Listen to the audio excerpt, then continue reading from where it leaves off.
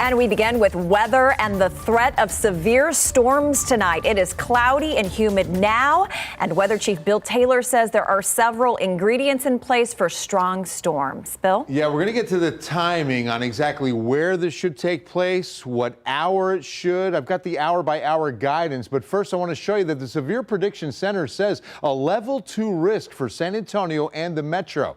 In fact, just about all of East Texas is in this watch. It's not a severe thunderstorm watch, it's not a tornado watch, but it is a risk of both. You can see 1/4 inch or larger size hail, winds in excess of 60 miles per hour, and isolated tornadoes, a 2 out of 5 risk. But again, no severe weather watch for us. In fact, it's been very quiet on the radar. The storms that are active are farther north, right where the cold front is. East of San Angelo, you see the severe thunderstorm watch that's in effect. So it's not including San Antonio. It's just to the north of Fredericksburg and Kerrville. Here's the front. Now, until this front moves in, we're really not going to see much inactivity. What we're expecting is this front probably by about 8-9 p.m. And I think some of those storms could start then over the hill country and areas north and then push into city by about 10 or 11 p.m. So here's the forecast. For the next few hours, cloudy and humid. Storms will develop, and ECs, it's going to be a very windy night.